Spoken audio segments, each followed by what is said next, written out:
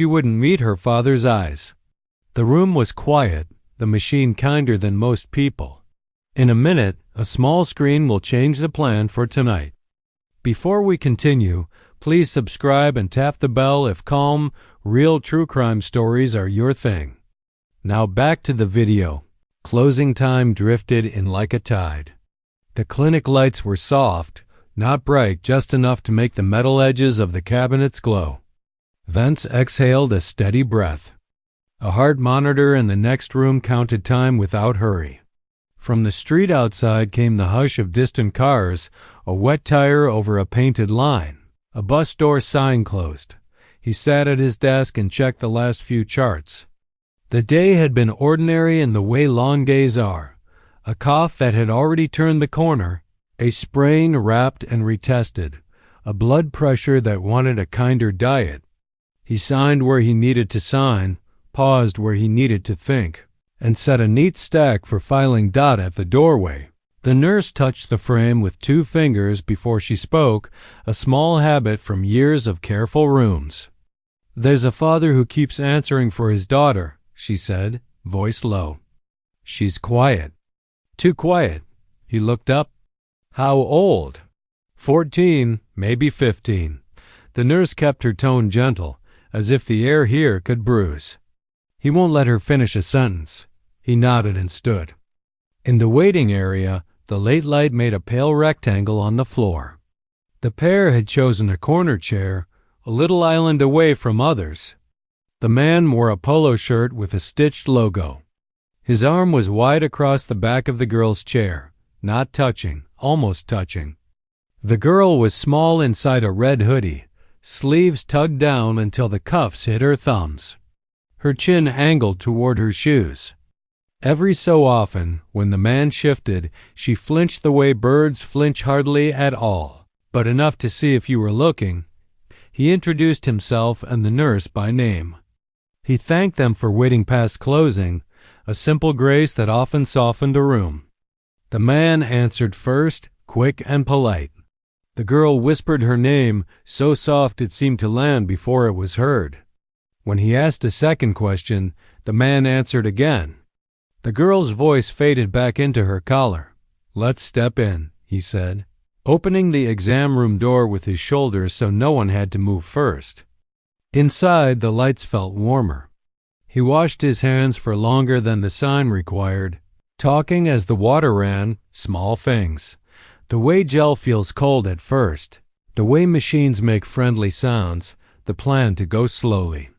He kept his words calm, the way you would describe a quiet road at night. He asked the nurse to take vitals. The cuff inflated, counted, relaxed. Temperature, normal. Pulse, a little fast.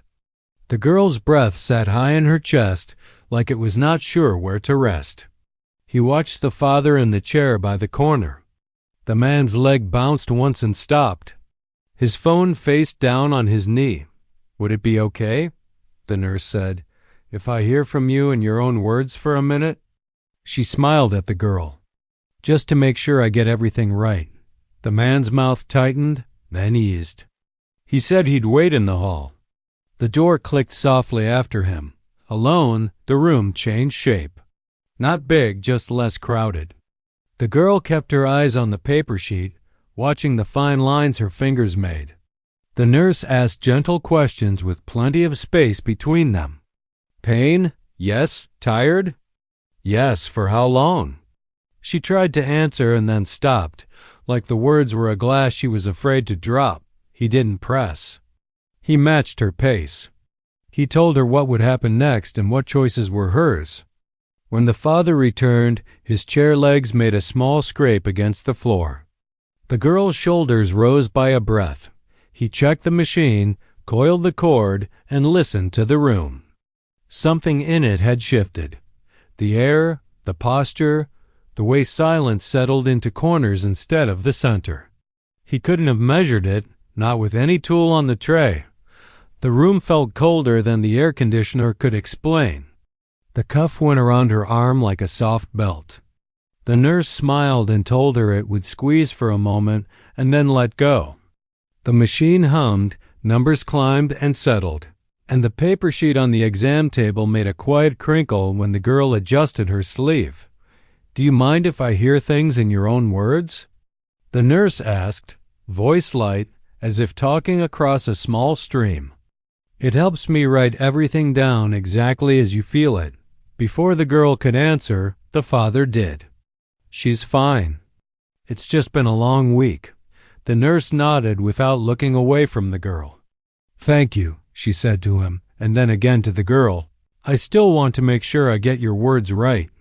Temperature, a soft beep. Pulse, a count under the nurse's fingertips. The girl kept her gaze on a point in the wall paint where two colors almost met. The father spoke again, filling the room with explanations. Late nights, stress, a sensitive stomach. The nurse listened, then tried once more. "I know you care," she said gently to him. "For a couple of minutes we do a routine part where I listen to her by herself. It's standard. You can wait right outside the door and I'll call you back. It won't take long." His jaw worked as if he were choosing words and then setting them aside. "I'll be right here," he said, tapping his phone and stepping out. The door closed with a soft click that felt louder than it sounded. The room grew quieter by half. The nurse's shoulders lowered. The girl's hands relaxed a little on the edge of the paper sheet. "Thank you," the nurse said, turning the blood pressure cuff so it wouldn't pinch. "I'm going to ask you small questions. You can answer small. Short is okay." The girl nodded. Double quotes, "Where do you feel it the most?" She pressed a hand over her middle. "Here, sharp or dull?" "Mostly dull. Sometimes sharp when I stand." "How long?" "A few weeks," she said, then corrected herself. "Maybe more." "Any nausea?" "A little in the mornings. Sometimes at night." "Eating okay?" "Not much." "I try." "Sleep?" "Tired," she whispered. "All the time." The nurse made notes in slow, even letters. She asked about fevers. "No." "Dizziness sometimes." The nurse kept her pace unhurried, like counting steps on a flat path. When the girl paused too long, the nurse let the pause rest and didn't rush it away. He stood by the counter and listened without leaning forward, hands open, voice steady when he spoke. "You've done a good job telling us," he said. "You don't have to carry everything at once. We'll help you carry the part that belongs here." The girl nodded again, a quick, small motion that still seemed like work. "Is there anything that makes the pain worse?" the nurse asked. "Voices," the girl said, and then shook her head as if that wasn't the word she meant. "When I'm worried," she tried again. "When I'm tired."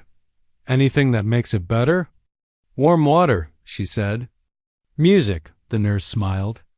"We can find the soft music channel. And I'll bring a warm pack for your belly after we finish the next steps." They went over allergies. None. Medicines. None. The nurse asked if anyone had explained today's plan. The girl shook her head. So the nurse did, in simple pieces. First pictures, then more listening, then a decision together about where to go next. "You get to ask for a pause any time," she added. "That's yours." Footsteps passed in the hall. The doorknob turned slightly and stopped. The nurse glanced at the girl. "Ready for him to come back or one more minute?" "One more minute," the girl said. They used it to breathe. One slow inhale, one slow exhale, the kind you can feel in your back. The nurse counted quietly to 4 and back again. The girl followed, eyes on the point in the paint. When the door opened and the father stepped in, the room rearranged itself by instinct. His chair legs scratched the floor as he pulled it closer. The girl's shoulders rose like a small wave bracing for wind. He rolled the machine closer and spoke in the same even voice he used for weather and directions. "This is a picture maker that works with sound," he said. "No needles, no pain. It slides over your skin with a little gel so the sound can travel. I'll talk through each step. If you want me to stop at any point, say pause, and I will." He waited. The girl nodded. Consent wasn't a checkbox here. It was a rhythm. We'll lift your shirt just to the top of your belly, he added. You can keep your hoodie on your shoulders. The nurse will help with the sheet so you stay covered. The lights lowered one notch. The room softened. The nurse warmed a towel in her hands and set it within reach for later. The father's chair scraped closer to the foot of the table. He leaned forward, eyes fixed not on his daughter but on the machine, as if the screen could be read by force. I'll angle this so I can see clearly, the doctor said, turning the monitor half toward himself. You'll hear me describe what I'm seeing in simple words. We'll also print a few pictures for you to take. He squeezed a small pool of gel onto the girl's abdomen. She flinched, more from the surprise of cool than from pain. Cold at first, the nurse said with a small smile, handing the girl a corner of the sheet to hold in place. It warms up fast. The transducer met skin with a quiet glide. A gentle beep kept time. The doctor narrated the way a calm driver narrates a turn. I'm starting here. And now moving a little to the left. You might feel a slow circle. The whoosh of the machine joined the soft air from the vent. A low tide sound. The father shifted closer again. Is it normal? He asked. The question hung like a coat on the wrong hook. We're collecting information, the doctor said without looking away. I'll share what I see as I see it. Right now I'm measuring. Like you might measure a window before you buy curtains, nothing more complicated than that. The girl watched the ceiling tiles. The nurse counted breaths with her, quiet enough that the numbers felt like thoughts. 1 in, 1 out. 2 in, 2 out. Lines on the screen brightened and resolved. The doctor froze the image, measured, unfroze. He kept his voice level. I'm checking how far along things are, he said. I'm also listening to the rhythm. Another small adjustment, a tilt of the probe, a shift of his wrist. You might hear a few different sounds as I change settings. The father's phone buzzed against his knee. He silenced it without looking down, eyes still on the glow. How long will this take? He asked. A few minutes more, the doctor said. We won't rush. He took another measurement and the picture sharpened in a way that only his training could read. His face did not change much, just the eyes, a focus that found something and did not let it go. He pressed a button, captured a frame, pressed another. The nurse, watching him from the edge of the room, saw the same thing and shifted her stance, closer to the girl's shoulder. I'm going to adjust the depth, he said softly. That just makes the picture clearer. The girl's fingers tightened on the sheet, and then loosened as the nurse touched her wrist with 2 steady fingers. The machine's quiet beeps seemed to spread out farther apart, like steps on a wider path. The doctor spoke again, careful and kind. You're doing very well, he told the girl. Almost done with this part. He reached to the panel and turned a small dial with his thumb and forefinger. He adjusted the knob very slowly, as if buying himself one more breath. He unfroze the image and let it move again, a gray weather pattern on a small sea. He spoke like someone turning a map toward its owner. I'm going to explain this in easy pieces, he said. First, the picture helps us guess how far along things are. He tapped a key and a number appeared in the corner. This is like measuring a window before you buy curtains. The girl watched the ceiling. The tiles were white with tiny holes, a scatter like stars that never lined up the same way twice. She counted them by groups 4, then another 4, then the last 3 small math to keep her breathing steady. He took another measurement and compared it to the first. Based on these, he said, it seems we may be farther along than anyone thought. He kept his voice even, not heavy, not light. That part is important, because it changes what we check next. The father sat forward, elbows on his knees. So, is it fine? He asked. If it's farther, maybe we're almost done with this. We're not done, the doctor said kindly. There's more to look at. He saved a frame and measured again, his thumb turning the dial just enough to sharpen an edge most people wouldn't notice. "The second piece," he said, "is that some of the sizes I'm seeing are smaller than we expect for this far along. Think of it like a plant that needs more water and sun. It can still grow, but we want to give it the best chance." The girl's eyes didn't leave the ceiling. She found a row of 9 holes in a straight line and counted them twice to make. Sure. The father let out a quick breath through his nose. "Smaller because she's small," he said, as if willing that to be the answer. "She barely eats when she's stressed." I told her to stop worrying. The nurse adjusted the paper sheet so it lay smooth across the girl's hips. "A lot of things can affect growth," she said softly. "That's why we look with more than one tool." The doctor listened to the rhythm again, a hush and return inside the machine speakers. "I'm also hearing a pattern I want other ears to hear," he said, choosing each word. "Not an alarm, but something that deserves attention." "How much attention?" The father asked. "Tonight," the doctor said. He let the word rest a moment. "She and the baby need fuller checks tonight."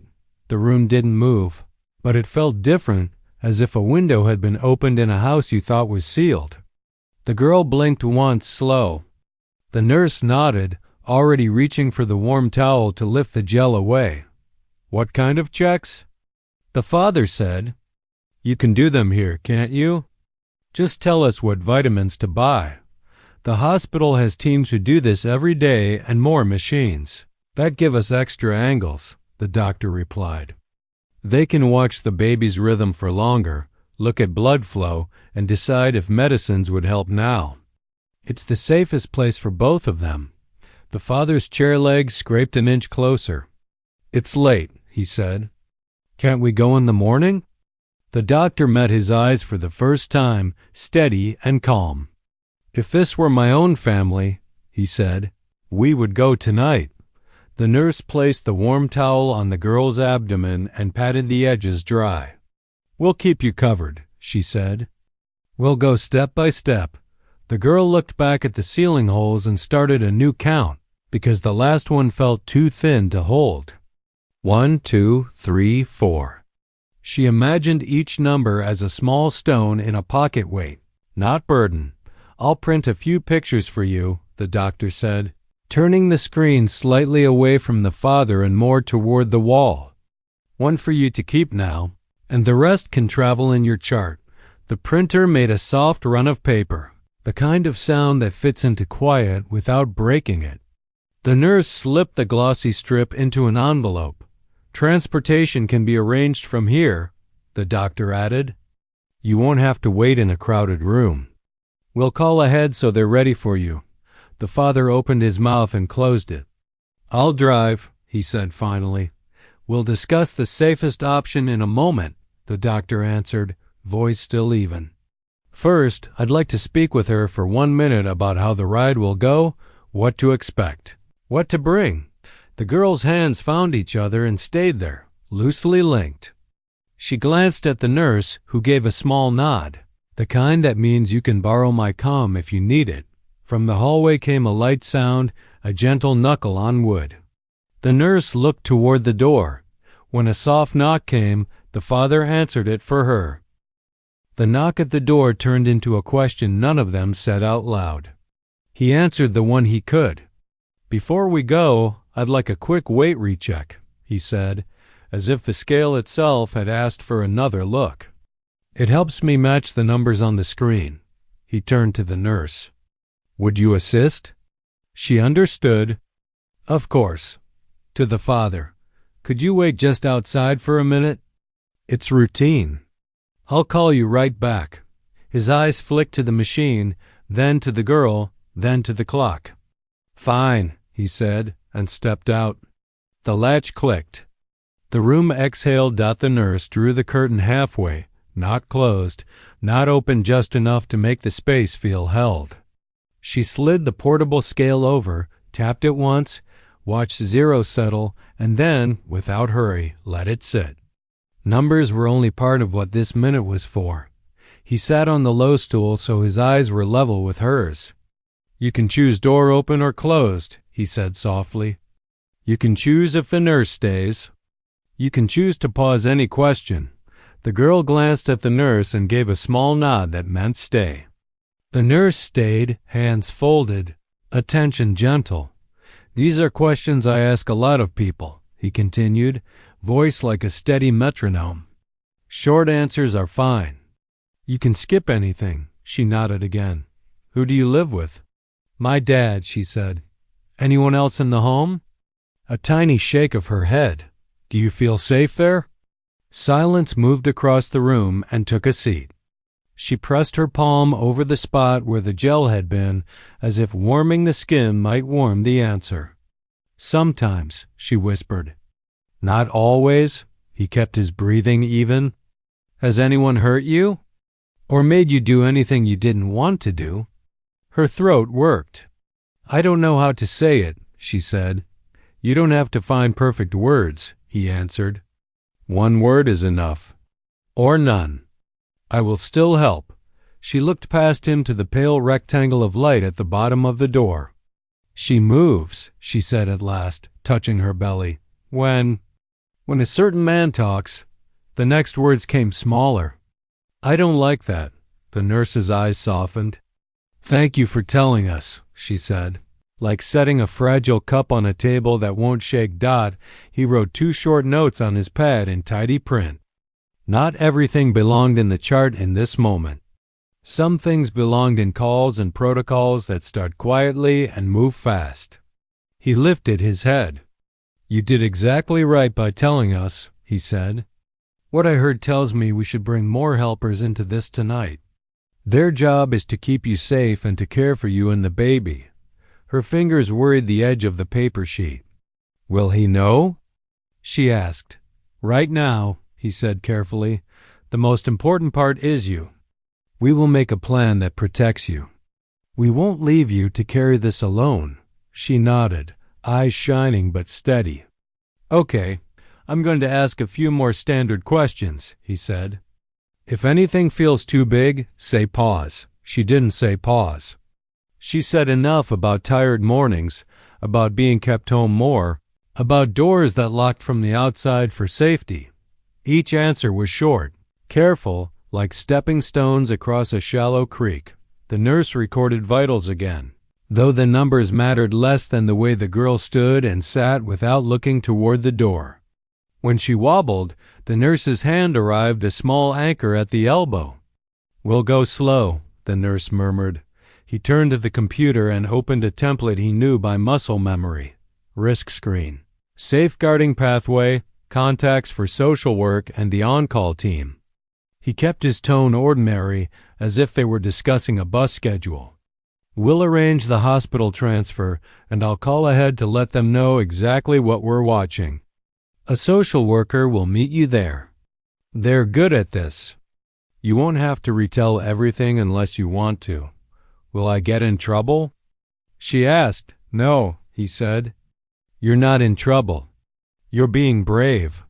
The hallway murmured a cartwheel, a distant laugh from the front desk winding down the day. He closed the laptop and looked at her again, making sure his face held the same calm it always did. The plan lived under that calm. Calls already forming, doors opening at the hospital, a room ready with warmer lights and longer monitors. He glanced at his notes one more time and underlined the plan in the corner. He wrote one word in the margin: now. He slipped into the hallway with his notes and the steadiness he had practiced for years. At the workstation, he picked up the phone and pressed the on-call line for obstetrics. The ring barely reached the third tone. "This is Dr. Hawley at Seaside Clinic," he said, voice even. "I'm calling about a 14-year-old patient with abdominal pain and a pregnancy that measures further along than reported. Growth is below expected for gestation. Fetal rhythm has irregular elements on bedside scan. She's stable, awake, and consenting to transfer. I'd like to send her tonight for continuous monitoring and fuller assessment." He listened, answered simple questions, kept to plain words instead of jargon. Estimated 28 weeks by measurements. Yes, concern for restricted growth. Pain mostly withstanding. Vitals within acceptable range. No known allergies. Eating poorly. He did not speak about the other concern over the open line. That belonged to the next call. When the OB accepted the transfer, he thanked them and asked for receiving unit details, jotting names and times in tidy lines. He hung up and dialed hospital social work. "This is Dr. Hawley," he said. "We have a minor coming in tonight with medical concerns and additional safety concerns disclosed privately. I'd like your team present on arrival, and I'd appreciate guidance on least disruptive steps." He used careful phrases, the kind that opened doors without lighting alarms in hallways. He described what the girl had said in her own words, not more, not less. He listened, wrote down the plan, a quiet room, 2 staff who specialize in youth, a process that asks once and documents clearly so the child does not have to keep retelling. He turned to the computer and opened the chart.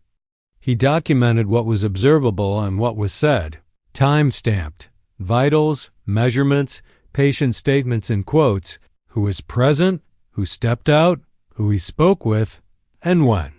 He recorded the acceptance from obstetrics, the name of the receiving physician, the social work contact, and the agreed path forward. He checked the wording twice. Charts are letters to the future, he often told residents.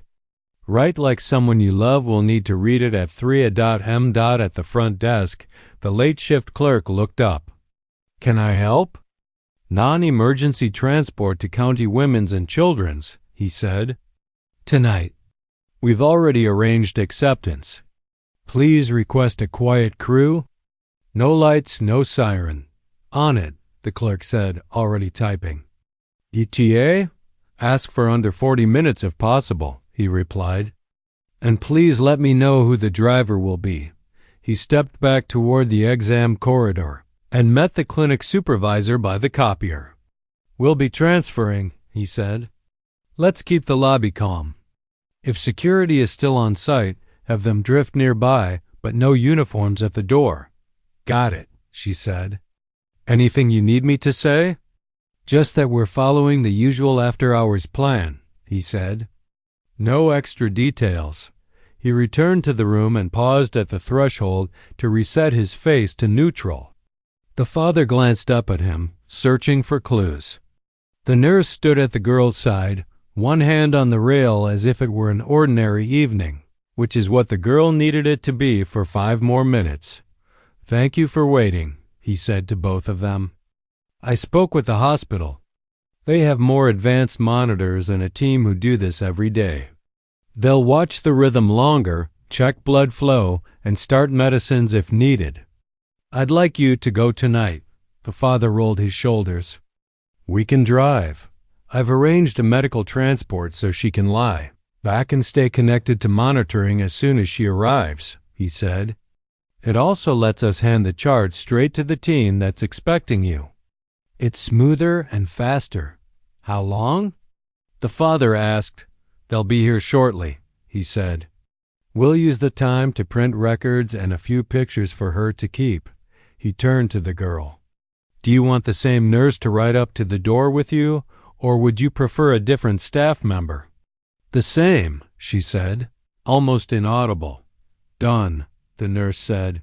He offered the father a clipboard with a short transfer, acknowledgement, and a copy of the consent they had already discussed.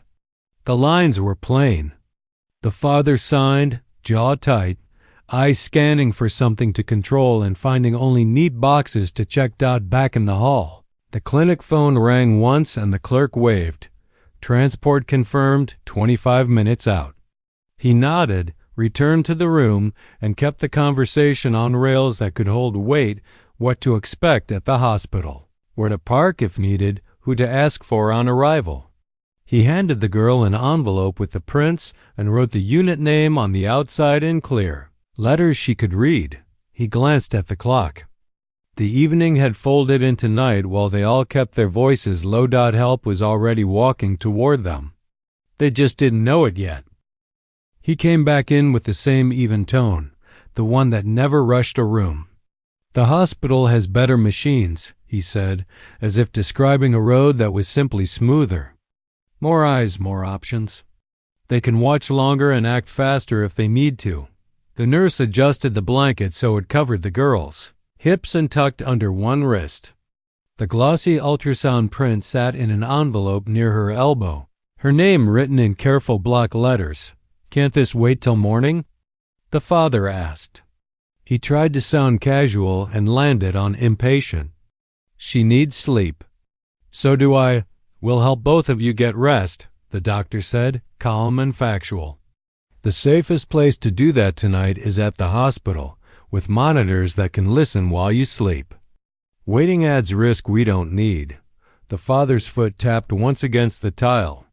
You said she's stable. She is, the doctor agreed. And the baby needs closer watching. Stability now is our chance to move safely, not a reason to delay. At the doorframe, the clinic supervisor stood with a clipboard, a quiet presence in soft shoes. A security officer leaned against the hallway wall, looking like any staff member finishing a shift, hands folded, eyes on nothing in particular. Routine, not alarm. The father noticed them, then pretended not to. I can drive, he said. I'll take her myself. The transport team will connect her directly to the receiving unit, the doctor replied. No check-in desk, no waiting room. Straight to the monitors. It's smoother for her. The girl's fingers worried the corner of the envelope and then let it go. The nurse noticed and shifted the envelope a little closer, as if weight could be shared by inches. What exactly are they going to do there that you can't do here? The father asked. Longer monitoring, the doctor said. Different views of blood flow. Medicines that work best when started under hospital care. And a team who does this every day, all night. The father stared at the blank wall above the monitor as if there were an answer written there. This is a lot, he said. It is, the doctor said. We'll take it one step at a time. From the hall, the phone at the front desk rang, one soft chime. The supervisor checked a note, then nodded to the doctor. He nodded back. Things were moving. The father tried one more angle. What if we go home first, get a bag, and then go? The transport has what she needs, the doctor said. If there's anything you want later, we can arrange it. The goal right now is to keep the path simple. He turned to the girl, not skipping the step where choice still belonged to her. Would you like the nurse to ride with you to the hospital door? She nodded. The nurse answered, I'll stay with you until we hand you to the team upstairs. The father spread his hands. Fine, he said. If we have to, we have to, the doctor said, not unkindly. It's the right thing. The supervisor stepped in just far enough to place a small stack of forms on the counter. Transport information, the receiving unit's name printed at the top, a phone number highlighted in a neat rectangle. We'll keep a copy here, she said. You'll have one with you? The security officer stayed where he was, part of the furniture, part of the plan. No doorway crowded. No voices raised. The doctor checked his watch, then the girl's face. They'll be here soon, he said. The ride is quiet. The doors open straight into care. You won't be alone for any of it. Something eased at the edge of the girl's mouth. Not a smile. A small unclenching. The father looked at the envelope again, then at the clock, then back at the doctor. All right, he said. Tonight. The doctor agreed. The nurse smoothed the blanket one more time. Air moved from the vent in a slow, even breath. The girl exhaled when no one else noticed. The transfer team rolled their stretcher down the hall with the quiet skill of people who move furniture in houses while babies sleep. Jackets dark from the mist, sleeves pushed back, names stitched in small letters. One of them greeted the girl at eye level, not from the doorway. "We'll take it slow," he said. "You set the pace." Outside, the evening had turned gray and damp. The parking lot lights made soft halos on the wet asphalt. Tires whispered over puddles as cars eased past the curb. The clinic door let out a brief breath of cooler air as it opened and closed. They helped her onto the stretcher without hurry. The nurse stayed at her shoulder, the same as promised. A light blanket, a second one folded at the foot in case the air feels sharp, the EMT said. The father stood a step away, keys in his hand, eyes on the straps, then on the wheels, then on anything that made a sound.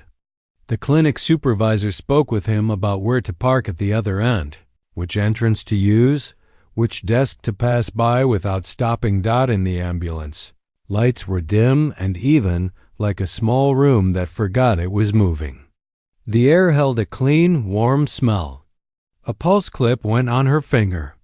A cuff wrapped her arm and sighed once before resting. The monitor near her shoulder glowed soft green, numbers steady, beeps spaced like careful footsteps. The nurse buckled in beside her. "Do you like music?" she asked. "We can keep it quiet." The girl nodded. "Sometimes guitar," she said. The calm kind. The EMT scrolled through 3 stations and found a slow melody with more space than notes. The windshield wipers marked time. Streetlights made brief ladders on the ceiling, then slipped away. "Do you have a pet?" the nurse asked, voice small enough to fit between sounds. "A cat," the girl said. "Gray and white. She likes the top of the fridge." "What's her name?" "Olive," she said, and the corner of her mouth moved a little. "She knocks pencils off the counter and looks surprised every time." "That's a classic cat," the nurse said. "I knew an orange cat who opened cupboard doors just to check if the bowls were still there." They let the cat story stretch like a bridge. The girl's hands eased under the blanket. The nurse adjusted the pillow by a finger width, then tucked the folded blanket near the girl's hip. Rain began, gentle at first, then a soft steadiness. The driver's voice drifted back. 10 minutes, he said. Traffic is light. The girl watched the monitor numbers rise and settle. She listened to the beeps until they felt less like a test and more like a metronome. "Will the baby be okay?" she asked, not looking away from the screen. "We'll do everything we can," the nurse said. It wasn't a big promise. It was the right-sized one. There are good people waiting. They know how to help tiny hearts learn their rhythm. You won't be alone there. The M checked a small handheld device and offered, "I can try a quick listen if you'd like," holding up the Doppler with a question in his eyebrows. The girl nodded. He warmed gel between his palms and placed the probe gently, moving no more than a leaf in a shallow stream. For a few seconds there was only the soft hiss of the rain and the hum of the tires. Then a sound found its way into the speaker, a fast, muffled thrum, distant but present, like someone knocking from another room and not giving up. The nurse breathed out. "There you are," she said, almost to the sound itself. "We hear you." They didn't chase the thrum. They let it be. The M turned the volume down to a whisper and wiped the gel away. The nurse handed the girl a tissue and then a warm cloth. The driver slowed for a turn. The wipers clicked once, twice, then rested. City blocks slid by, familiar and different at night. The girl closed her eyes and opened them again, as if testing whether the room would stay if she did both. The monitor kept time, steady as steps on a hallway floor. For the first time, the monitor's rhythm sounded like hope. They rolled straight past the admitting desk because the call had already been made. A nurse in soft shoes met the stretcher at the elevator and spoke at eye level. "We've got a quiet room ready," she said. 2 belts for listening, some gentle lights and time. Inside they settled her onto a wider bed. 2 soft bands circled her abdomen, one to hear the baby's rhythm, one to notice any tightening. A small machine drew lines on paper like steady handwriting. The beeps were gentle. The room echoed them back in a slower echo, like a room that knew how to hush. A phlebotomist came and went with practiced calm, taking small tubes of blood and labeling each one as if addressing careful letters. A cup waited on the bedside table for a urine sample when she felt ready. No one hurried her. The obstetrician arrived with a warm nod and clean hands. "I'm Dr. Chun," she said. "I read the note from your clinic doctor. We'll go step by step. Simple words, no surprises." She glanced at the graph. "I like the steadiness I'm seeing right now. We'll watch it for a good long while, then look again." They repeated the ultrasound. Lights lowered. The gray picture bloomed and shifted. Dr. Chen narrated without crowding. "This part tells us how far along we are. This part shows us how baby is growing." She measured, paused, measured again. "Your baby is smaller than we expect for this stage," she said, gentle and plain. "That can happen for a few reasons. It means we need to pay close attention and help her as much as we can from the outside." Girl watched a corner of the ceiling and breathed with the nurse's quiet counts.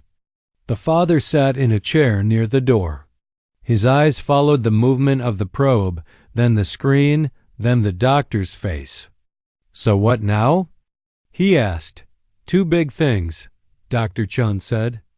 "We watch the heartbeat closely because it tells us how the baby is handling the work of growing.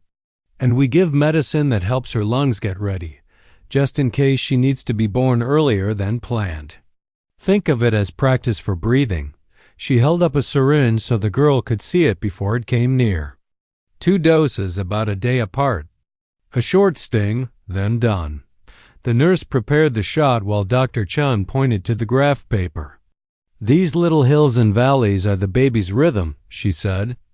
"Right now, it's okay, but we're going to keep listening. If the pattern ever says she's tired, we'll act quickly. If the pattern stays strong, we let her rest and grow." A soft knock. A woman stepped in, sat at the level of the bed, and introduced herself as the hospital social worker. "I help with safety and plans," she said. "We go at your pace. You choose who's in the room. We won't have any hard conversations in front of you that are about you." She glanced toward the door. "For now, we're keeping visits short and calm. No confrontations." The father shifted. The nurse, without looking away from the girl, said, "There's coffee in the family lounge." "I'll show you." He hesitated and then followed her out. The door stayed open a hand's width, the kind of open that let air pass but kept the room. Feeling held out, the social worker spoke softly, asking simple choices. A nightlight or darker room, a blanket from home later. Who the girl wanted beside her hand when new people came in. "You won't have to retell anything tonight," she added. "Tomorrow, the right team will ask with care. For now, we write what's needed so you can rest." Dr. Chun printed a few ultrasound pictures, circled a small measure with a pen, and wrote the date. "This one is for you," she said. "You can keep it in the envelope from the clinic or tuck it under your pillow. Your choice." When the father returned, a unit clerk stood with him and went over practical things, parking, visiting hours, the small cafeteria that opened early. Neutral words. Nothing that pulled the room into a shape it didn't want to hold. The belt monitors clicked once and settled. The baby's rhythm traced across the paper like someone learning to write neatly and succeeding more with each line. A tray arrived with warm broth and toast. The nurse raised the head of the bed a little and set the call bell where the girl's hand could find it without looking. "We'll be here all night," Dr. Chun said. "Close watching. Small steps. If the pattern asks for help, we help. If it asks for quiet, we give it quiet." Down the corridor, a latch lifted. A door opened. Footsteps paused, then began again. A door opened down the hall and the story began to change rooms. Morning brought a quieter kind of light. The nurse drew the blinds half open and the room kept its hush. A social worker returned with a small stack of papers and a gentle plan. "There's an office down the hall," she said. "Soft chairs, no medical equipment. We can talk there only what you want to say, only with people you choose." They moved unhurriedly. The hallway smelled faintly of coffee and clean linen. In the office, a lamp stood in the corner like a patient tree.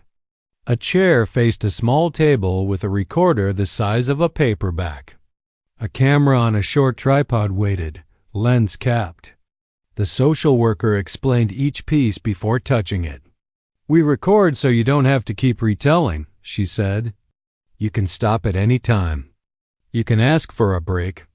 You can ask me to repeat a question slower or simpler. Who do you want in the room?" She asked. The girl looked at the door and then at the two faces she had come to trust. "Her," she said, nodding to the nurse. "And the doctor?" She looked at the social worker. "You too." "Of course," the social worker said. "We'll keep the group small. The rest will listen later from the recording." Down another hallway, an officer spoke in a low voice with the father. A second officer sat nearby, posture easy, eyes attentive. No raised voices. No footsteps rushing back in the office. The social worker clicked the recorder on. A soft chime, then a tiny red light. "I'll say today's date and who's present," she said, naming each person and the time. "I'll start with open questions. There are no perfect words.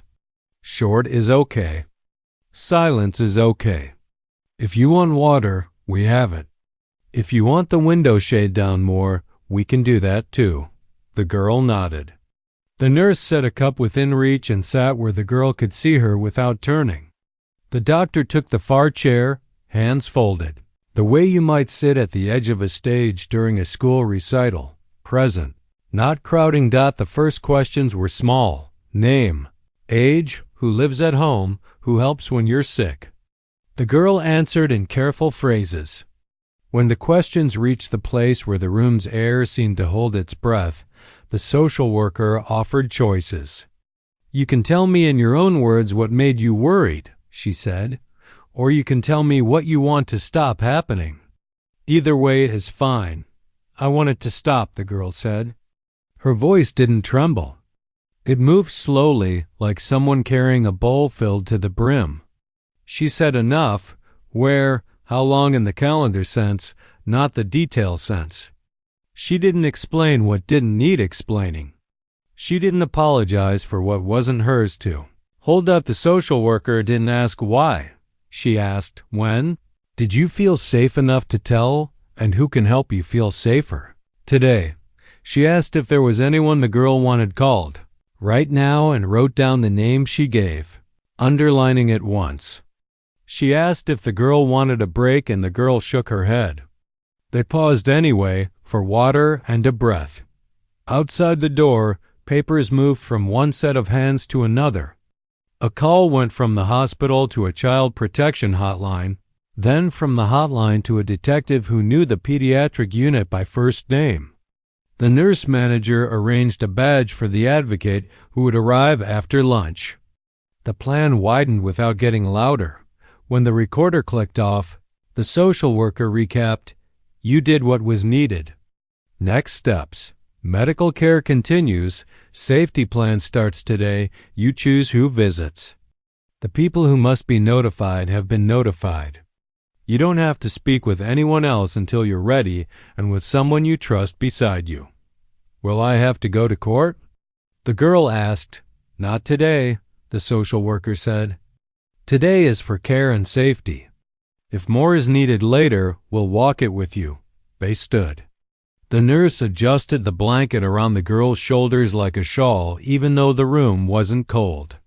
The doctor opened the door and let the hallway's softer light in. Somewhere down the corridor, the fetal monitor in her room kept a steady trace, a line that was learning how to be a line. Truth didn't rush. It arrived carefully, like a nurse with steady hands. By afternoon, the plan had more hands than worry. Papers were signed with quiet pens. A temporary order set space where it needed to be. No contact. No visits without approval, the kind of boundary that holds even when voices try to push. An officer spoke softly with the unit clerk and posted the restriction in the chart on the door. And in the system that watches hallways so people don't have to, a safe caregiver arrived in Aunt with a cardigan that smelled faintly of laundry soap, or maybe a grandmother with a tote bag full of small comforts. She asked permission before stepping close, then simply took the girl's hand and didn't let go. No speeches. Just the steady warmth of someone who knew how to sit. The nurse brought a second chair so no one had to choose between standing and hovering. The social worker explained the placement plan in short sentences and left a card with her direct number circled twice. Monitors hummed. The graph traced the baby's rhythm across the page, a little less jagged than morning, as if the line had learned a slower way to move. Dr. Chun returned, eyes kind, speech plain. The irregular beats are fewer, she said, tapping the paper once. That's a good sign. We'll keep listening. She checked the timing of the steroid course on a tablet. First dose went in earlier. Second will be tomorrow afternoon. Think of it as practice for breathing. Lungs like rehearsal. A dietitian came by with a clipboard and gentleness. She talked about small meals more often than big ones. About snacks that don't ask the body to work too hard. Yogurt, eggs, toast with nut butter, broth with noodles. No gold stars, she said with a smile. Just calories that are easy to keep. She left a list tucked under the cup of water. Not urgent, just ready. The girl tried a few bites of soup. The aunt-grandmother caregiver by love and by law kept. Her hand in place and told a small story about a plant that only bloomed when the kitchen radio played. The girl's mouth turned at the edge. The room adjusted around that tiny change the way people adjust a picture frame by a fingertip. Down the hall, an officer and a detective spoke somewhere else with the father. Doors closed without drama. The floor stayed quiet. When the unit lights shifted toward evening, the nurse clicked on the softer lamp and turned the overheads down 2 notches. The day got gentler on purpose. The doctor finished notes that weren't just notes. Times, numbers, names, but also the parts that keep meaning steady, who sat where, who chose what, who asked for a pause and got it. He messaged the clinic so the morning team would know what mattered most if anyone called. That the girl was not to be contacted directly, that the hospital was the only channel, that all questions would flow through the social work team. Before he left, he stopped at the doorway. "You're doing well," he said to the girl. "Rest. Let the monitors do the watching." To the caregiver, "Call the nurse for anything." Even small things. He walked to the empty workroom, turned off the desk lamp, and wrote one last line in the chart where it would be seen at a glance. Seen. Believed, safeguarded. Night met him at the sliding doors. The parking lot smelled like rain on warm pavement. Somewhere a delivery truck backed up without hurry. Houses down the hill lit their porches the same way they did every night. He stood for a moment and let the ordinary sounds return. Tires and puddles. A bicycle squeak. A window closing. Outside, the town sounded the same, only one house was different now. Morning came in clean and soft, sunlight laying a long, gold stripe across the hospital parking lot. From the window, the cars looked smaller than usual, like toys placed carefully on a gray rug.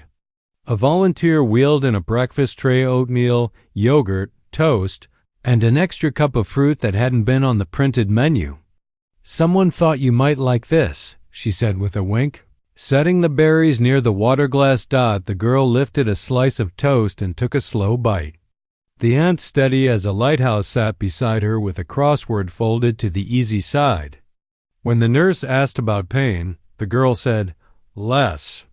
It was a small word, and it worked like one quiet, useful, true. On the counter, the envelope from last night lay open. The ultrasound print peeked out, a small rectangle of gray and white. She slid it closer, studying it as if it might blink. "I want to keep it," she said, not asking, just deciding. "Good," the nurse said. "It's yours." Footsteps paused at the door. The doctor stepped in, carrying the kind of morning most rooms accept without question. He checked the monitor strip, read the notes the night team had left, and kept his voice even. "The rhythm stayed steady," he said. "That's what we hoped for." He looked at the tray. "Any breakfast victories?" "Berries," the girl said. "And a little toast." "That counts," he said, as if ticking a box that mattered more than most. He asked about sleep and dizziness and whether the room still felt too bright. He stood to one side while the nurse listened to the baby again, the wand moving like a measured breath. The sound came a hush and a thrum. The line on the paper answered with small hills that knew their shape. "Have you chosen a name?" The aunt asked after a while, not pressing. The girl ran a thumb along the edge of the print. "June," she said at last. "Because it sounds warm." "June is a good month," the doctor said. "Even when it's only a word on paper." He wrote it once in his notes where it wouldn't become official. Only remembered. June, mother's preference. Plans gathered themselves without fuss. The second steroid dose was circled on the schedule. Nutrition added a mid-morning snack and an evening shake. Social work listed 2 follow-up appointments and a number to call anytime the night felt too long. Nothing dramatic, only steps in a line that pointed away from danger. The aunt folded the crossword and began a new one. The girl tucked the print into the envelope, then slid the envelope under her pillow, not to hide it but to keep it close. Outside, a delivery truck braked and moved on. The window caught a flick of bright sky. The doctor paused at the doorway. "What helped most?" he asked. "The way everyone talked," the girl said.